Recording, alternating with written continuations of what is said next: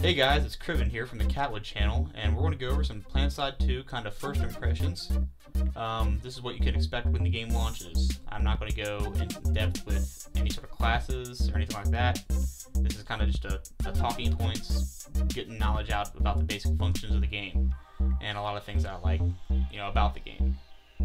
That being said, if you do want some of that information, I am going to put a link in my description linking you to Total Biscuit's YouTube channel, because he has a lot of awesome footage, and I just think you guys will benefit from it if you really want to start getting as much information as you can about it. Alright, so let's get started here.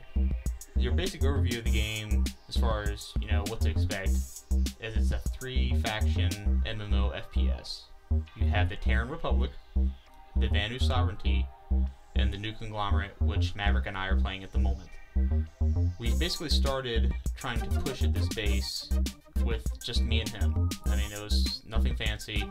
We didn't have a lot of backup, and that's one of the things I wanted to get across here is just with us starting this, more people piled on, and we eventually took this base. And so, with a small group of people, you can accomplish this, feat. You don't need to have the Zerg. Planetside 2 is very much geared towards the Zerg. The massive armies, there's a lot of tools in place to help you with that, which we'll get to in a minute. But it's not the be-all, end-all. We had a lot of fun, just me and him pushing this base, trying to make any progress we could. And it took strategy and not being an idiot running in.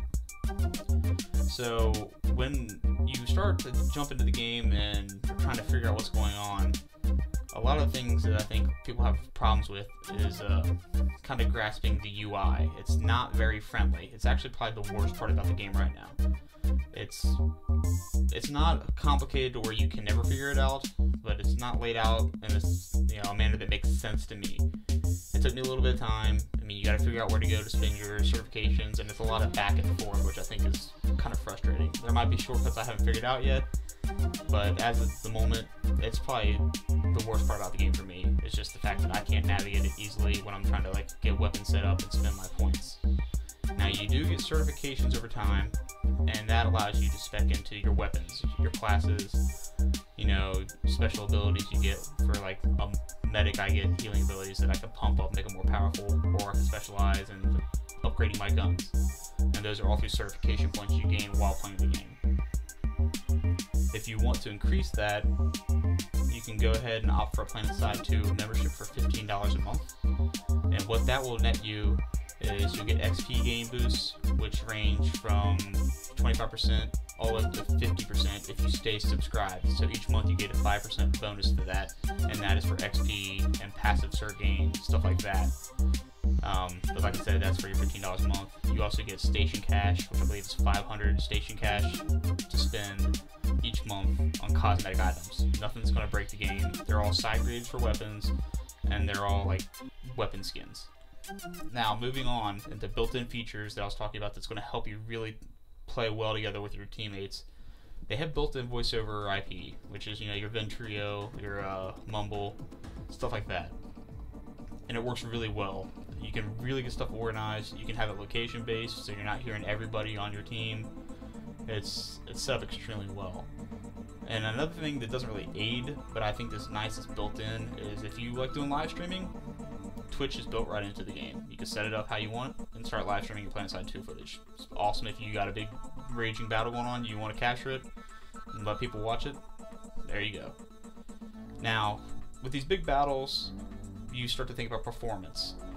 And I run with a modest system, actually already on Windows 8, and it's still playing well. I'm running right now in medium settings to get this video out for you guys, but I could play it on high with a 2500K, 16 gigs RAM, and a 6950. Performance is still going to be increased as the game goes, but as it stands right now, I think it's very playable. The only thing is, at nighttime it's pretty dark, but you have infrared scopes you can put points into. The tracer fire and everything at night makes the game look gorgeous, so I don't really want to change that too much. The hit detection, on the other hand, suffers from the same thing that games like Battlefield do, where if you're staying in a doorway and you move out of that doorway when you start taking fire and you think you're hidden behind a wall, the other person's still going to see you standing in that doorway and you're going to die. And that's just, you're playing it over the internet, it's to be expected. Now, the thing that has me worried is they launched the meta game very late, which is, you know, capturing your continents, taking, you know, the whole persistent world thing is you're fighting over all these bases to gain more resources to kind of push the other side's back. They added this kind of new take on how they wanted it to go right before the game is launching. The game launches as of right now in 5 days, and it's something that just came out within the last week. I didn't get a whole lot of time to test it. I hope it works well. They say they're using metrics to kind of balance it based on, you know, all the, you know, stuff they have from the beta so far. We'll see. I mean, that's really the biggest toss-up is for something that big and that incorporated, they kind of waited to launch their version of it until very late in the development cycle. But based on what I've seen, they can pull it off. They've been updating quite frequently, and they're pretty involved with the community, so it should turn out pretty nice. I can't really say enough good things about the game. I really enjoy it. There's nothing that steers me away from it, even with the problems, you know, that I've stated as far as performance. You know, it's great. I don't know. I can't really give you guys an example of something that would steer me away from the game other than this latest set of meta game tweaks breaking the game right at launch. It's probably going to be crowded. You know, launch day, it's a new MMO, it's to be expected. Now, if there's anything this game could really improve on, I think will be more vehicle tweaks in the near future.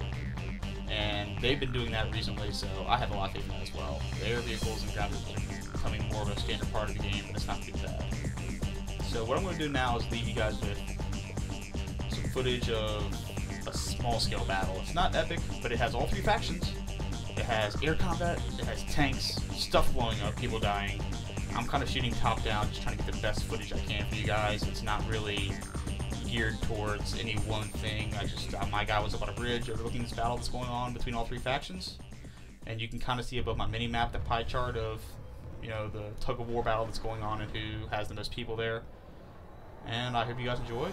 Subscribe, comment, any questions leave in the comments, like it, spread the word. We like doing these videos for you guys, and we hope you enjoy them as well. And I'll catch you guys on the other side.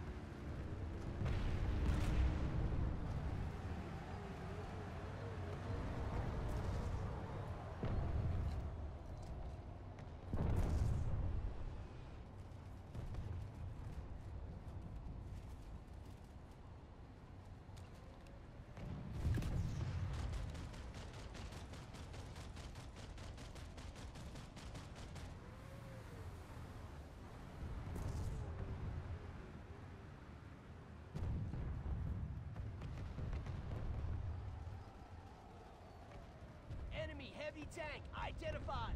Visual on hostile heavy armor. The enemy has heavy armor in the area. Hostile heavy tank spotted.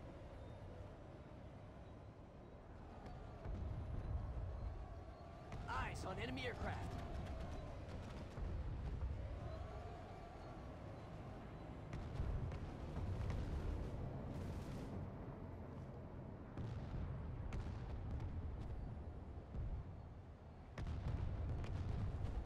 Hostile heavy tank spotted.